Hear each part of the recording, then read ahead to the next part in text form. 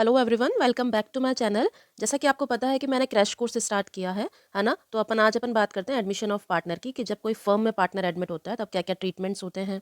ठीक है। तो सबसे पहले अगर अपन बात करें कि पार्टनर कोई है, अगर वो एडमिट होना चाहता है फर्म में, तो वो कैसे हो सकता है। पहले तो section 31 of Indian partnership act 1932 के अंडर होता है। ठीक है, ये सेक्शन आपको याद रखना है, सेक्शन 31। ठीक है। और इसमें दो केस होते हैं कि एक तो पार्टनरशिप डीड के अंदर पहले से ही रिटर्न में हो, अग्रीड हो, पहले से ही लिखा हुआ हो, है ना। और अगर पार्टनरशिप डीड नहीं है तब ऑल पार्टनर अग्री करते हैं कि कोई तीसरा पार्टनर आके आपके फर्म में एडमिट हो सकता है। तब केस में भी आपका कोई भी पार्टनर एडमिशन ले सकता है किसमें, फर्म में। ठीक है। और यहाँ पे एक क्वेश्चन है कि what type of rights new partner gets after admission. कोई नया पार्टनर आ रहा है तो उसको कौन कौन से राइट्स मिलते हैं। एक तो फ्यूचर प्रॉफिट में शेयर मिलता है और एसेट्स में उसको शेयर मिलता है फ्यूचर में। ठीक है। और अगर अब अपन आगे बात करें तो प्रीमियम फॉर गुडविल क्या होता है। तो प्रीमियम फॉर गुडविल एक ऐसा वर्ड है जिसके इस चैप्टर में आगे आपको ट्रीटमेंट्स मिलेंगे, अकाउंटिंग मिलेगी, जर्नल एंट्रीज मिलेंगी। तो आपको थोड़ा सा इसको समझ लेना चाहिए कि पीएफजी क्या होता है। तो पीएफजी बेटा वो होता है जैसे ए, बी एंड सी पार्टनर्स हैं पहले से। ठीक है। डी एडमिट हो रहा है इनकी फर्म में। ठीक है। तो ए बी सी अपने प्रॉफिट्स के शेयर्स का सेक्रीफाइस करेंगे ना। ए बी सी अगर 100 रुपीज थे, वो पहले ए बी सी को ही मिल रहे थे। ठीक है। अब कोई डी पार्टनर आ रहा है तो वो 100 रुपीज डी में भी डिवाइड होंगे ना। तो जो ए बी सी अपने प्रॉफिट्स का सेक्रीफाइस करते हैं, किसके लिए, डी के लिए। तो डी क्या करता है, इनको कंपनसेट करता है, कुछ अमाउंट तो देगा कि भाई मैं एडमिट हो रहा हूँ तुम्हारी फर्म में। तो वो उनके कंपनसेशन के लिए जो पेमेंट करता है अमाउंट का, उसे अपन बोलते हैं premium for goodwill, PFG. Okay. यहाँ पे लिखा है देखो कि new partner compensates the existing partner who sacrifice their share of profits in his favour. The amount he pays against his this sacrifice is known as premium for goodwill. Okay. आगे अपन बात करें कि why we make revaluation account. Revaluation account क्यों बनाते हैं। देखो, जब भी कोई पार्टनर एडमिट होता है तब अपन रिवैल्यूएशन अकाउंट बनाते हैं। ठीक है। आगे मैं अकाउंट का फॉर्मेट भी बताऊंगी आपको। बेसिकली ये इसलिए बनता है कि जो नया पार्टनर एडमिट हो रहा है ना, when new partner admit, it is necessary to revalued assets and liabilities of the firm, because actual value of assets and liability may vary from balance sheet value, and new partner should not suffer because of reduction of assets, or he should be benefited by increase in value of assets। देखो, A B की पहले कोई asset थी, suppose करो कोई भी building है 5 लाख की। ठीक है। तो उसमें ए बी का राइट था पहले। ठीक है। उन्होंने ही वो बिल्डिंग परचेज करी थी। तो सी पार्टनर एडमिट हो रहा है तो क्या उसको मिल जानी चाहिए, इसमें इसमें शेयर मिलना चाहिए सी को, नहीं ना। तो ओल्ड पार्टनर्स क्या करते हैं, पहले अपनी एसेट्स एंड लाइबिलिटीज का रीवैल्यूएशन करते हैं, उसके बाद कोई पार्टनर एडमिट होता है। ठीक है। इसके बाद इस चैप्टर में आपको मेनली तो सेक्रीफाइसिंग रेशो पूछा जाता है, पर मैं यहाँ पे दोनों की ही साथ में बात कर रही हूँ, क्योंकि इसके बाद वाले चैप्टर में गेनिंग रेशो के बारे में बताते हैं, तो अपन दोनों की यहीं पे बात कर रहे हैं। ठीक है। तो देखो, ये है कि old ratio minus new ratio ही करेंगे अपन हमेशा। New ratio minus old ratio भी कर सकते हैं, बट अपन जो लर्न रखेंगे, याद रखेंगे, वो old ratio minus new ratio ही होगा। कि ऐसा क्यों कह रही हूँ मैं, क्योंकि बाद में कन्फ्यूजन होता है, क्योंकि थर्ड चैप्टर में गेनिंग रेशो की बात करी हुई है, तो वहाँ पे कन्फ्यूजन ना हो, इसलिए अपन हमेशा यही फॉर्मूला याद रखेंगे कि old share minus new share, मतलब जो ओल्ड पार्टनर्स का पहले जो शेयर था और जो न्यू शेयर उनका बना है, उसमें से माइनस करते हैं अपन। तो अगर आपका पॉजिटिव आंसर आया माइनस करने पे, ठीक है, तो वो सेक्रीफाइस रेशो होगा। और अगर आपका माइनस करने पे नेगेटिव आंसर आ रहा है तो वो गेनिंग रेशो होगा। ठीक है। तो ये दोनों ही निकल जाएंगे, बस इतना सा याद रखना है कि अगर माइनस करने के बाद पॉजिटिव आंसर आ रहा है तो सेक्रीफाइसिंग रेशो है, और अगर नेगेटिव आ रहा है तो गेनिंग रेशो है। ठीक है। ये फॉर्मूला होता है किसका, सेक्रीफाइसिंग या गेनिंग रेशो निकालने का, क्या है, old ratio minus new ratio. ठीक है। इसके बाद एक एग्जाम्पल के थ्रू अपन इसको समझ लेते हैं कि जैसे ए बी सी 3 पार्टनर्स हैं, रेशो है 3:2:1। ठीक है। डी एडमिट हो रहा है फॉर 1/6 शेयर। अब आपको क्या करना है, निकालो, क्या, न्यू रेशो और सेक्रीफाइसिंग रेशो निकालना है। ठीक है। तो अपन सबसे पहले ये अज्यूम करते हैं कि टोटल शेयर ऑफ फर्म कितनी है, 1। टोटल फर्म कितनी है, इज इक्वल्स टू 1। डी उसमें एडमिट हो रहा है कितने शेयर के लिए, 1/6 के लिए। ठीक है। तो डी का शेयर कितना है, 1/6 का। तो 1 में से माइनस करेंगे अपन, 1 माइनस 1/6, तो क्या आ जाएगा, 5/6। ये क्या है, ये आपकी टोटल फर्म बच रही है, किसके लिए, ए बी सी के लिए। ठीक है। डी ने अपना शेयर बता दिया कि भाई वो तो 1/6 शेयर के लिए आ रहा है। ठीक है। माइनस करने के बाद अपन क्या कर लेंगे, पूरे एबीसी के लिए जितना पोर्शन बचता है वो निकाल लेंगे। तो कितना बचा, पूरी फर्म एबीसी के लिए कितनी बची, 5/6। अब इस 5/6 को अपन इनके रेशोज में ही मल्टीप्लाई करेंगे तो इनके न्यू रेशो आ जाएगा। ठीक है। जैसे 5/6 तो फर्म है, इंटू 3/6 यहाँ से निकलेगा, 3 प्लस जितने भी रेशो होते हैं उनका प्लस करके अपन डिवाइड करते हैं, तो 3/6 यहाँ से आता है, तो 15/36। 5/6 अगेन पूरी फर्म थी और बी का रेशो कितना है, 2, है ना, 2/6 तो 10/36, 5/6 को इंटू कर देंगे 1/6 से, जो कि सी का रेशो है, तो आपका न्यू रेशो आ जाएगा सी का।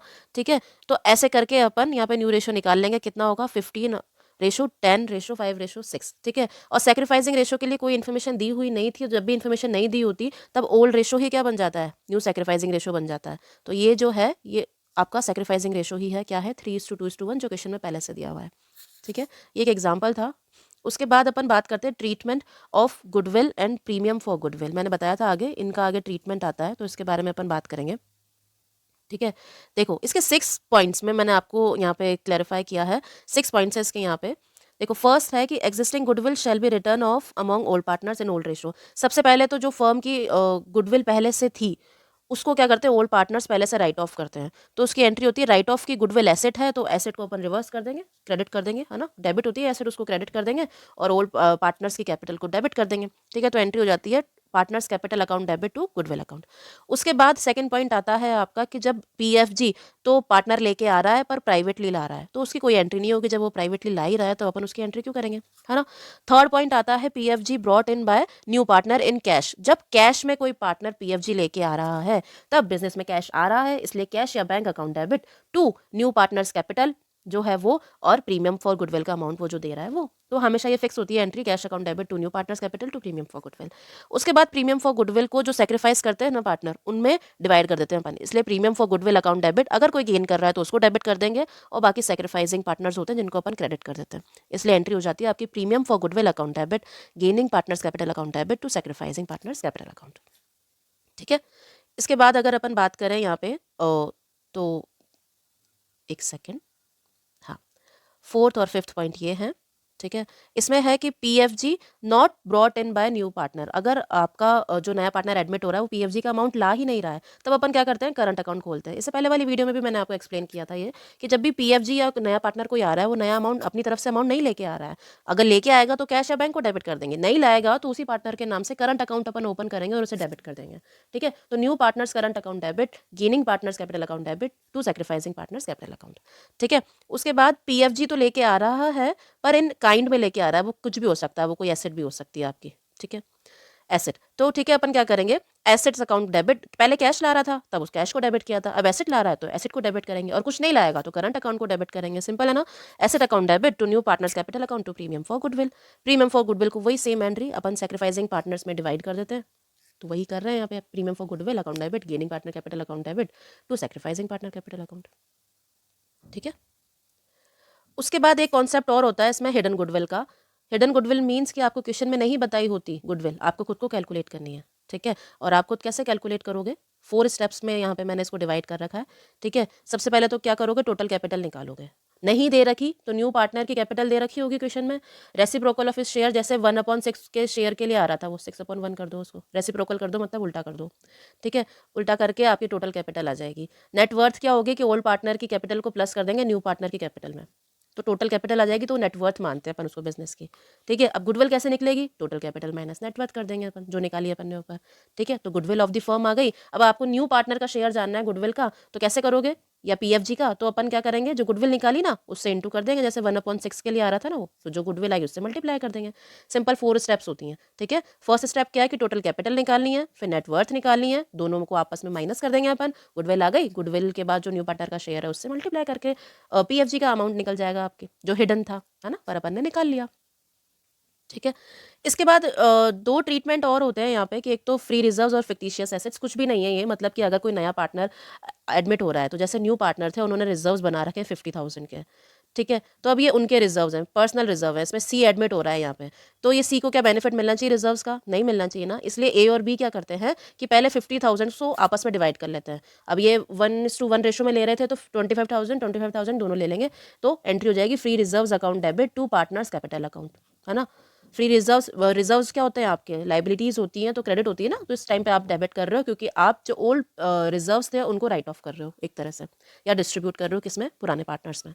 ठीक है, उसके बाद अगर अपन फिक्टिशियस एसेट्स की बात करें तो वो भी एसेट डेबिट होती है, क्रेडिट कर देंगे, और ओल्ड पार्टनर्स उसको राइट ऑफ कर लेंगे। ठीक है, आपस में, ताकि जो नया पार्टनर आ रहा है उसको इसका बेनिफिट ना मिले। इसके बाद मैंने आपको बताया था कि मैं आपको आगे बताऊंगी कि रिवैल्यूएशन अकाउंट कैसे बनता है। कुछ भी नहीं है, रिवैल्यूएशन अकाउंट मतलब अपन रीवैल्यू कर रहे हैं किसकी, एसेट्स और लाइबिलिटीज की। ठीक है, तो अब कोई एसेट इंक्रीज हो रही है तब उसे क्या कर देंगे अपन, डेबिट करेंगे ना। एसेट इंक्रीज हो रही है तो डेबिट करते हैं, डिक्रीज हो रही है तो क्रेडिट करते हैं। तो अगर इंक्रीज हो रही है तो एंट्री क्या होगी, assets account debit to revaluation account. तो टू रिवैल्यूएशन, रिवैल्यूएशन क्रेडिट हुआ इसलिए क्रेडिट साइड आ जाता है बाय एसेट, पर्टिकुलर जो नेम है वो। तो मैंने लिखा हुआ है इंक्रीज इन एसेट होगी तो क्रेडिट साइड आएगा, डिक्रीज इन एसेट होगी तो डेबिट साइड आएगा। क्यों? क्योंकि revaluation account debit to particular assets के नाम से एंट्री हो जाती है। सेम केस लाइबिलिटी के टाइम पे भी है कि डिक्रीज हो रही होगी तो इधर क्रेडिट साइड आ जाएगा, इंक्रीज हो रही होगी तो इधर डेबिट साइड आ जाएगा। क्यों? क्योंकि लाइबिलिटी इंक्रीज हो रही है तो एंट्री होगी revaluation account debit to liability. ठीक है, सिर्फ यही काम करते हैं, क्योंकि मैंने बताया रिवैल्यूएशन अकाउंट में अपन क्या करते हैं, एसेट एंड लाइबिलिटीज का रिवैल्यू करते हैं। ठीक है, उसके बाद अपन क्या करते हैं, टोटल लगाते हैं। टोटल लगाएंगे, ठीक है, उसके बाद जिस तरफ बैलेंस बचेगा, अगर डेबिट साइड बचता है तो हमेशा अपन पढ़ते आ रहे हैं ट्रेडिंग में भी डेबिट साइड ही प्रॉफिट बचता है, पीएनडल में भी प्रॉफिट जो आपका है वो डेबिट साइड ही बचता है, इसलिए यहाँ पे भी डेबिट साइड प्रॉफिट बचेगा। और वो प्रॉफिट क्या होगा, profit transfer to partners capital account के नाम से, यहाँ पे ए बी और पर्टिकुलर जो भी पार्टनर्स है उनका नाम आ जाएगा। क्रेडिट साइड अगर आपका बैलेंस बचेगा तो वो लॉस के नाम से होगा। ठीक है, ये होता है आपका रिवैल्यूएशन अकाउंट। ये था आपके एडमिशन ऑफ पार्टनर्स में जो मेन पॉइंट्स थे। आपका पूरा चैप्टर यही था। Thank you so much for watching. अगर आपको कोई प्रॉब्लम हो, कोई डाउट हो तो you can comment down. And मैं इसका जो नेक्स्ट चैप्टर है रिटायरमेंट और डेथ, और उसके बाद डिसोल्यूशन ऑफ फर्म, ये कंप्लीट चैप्टर्स आपको कराऊंगी।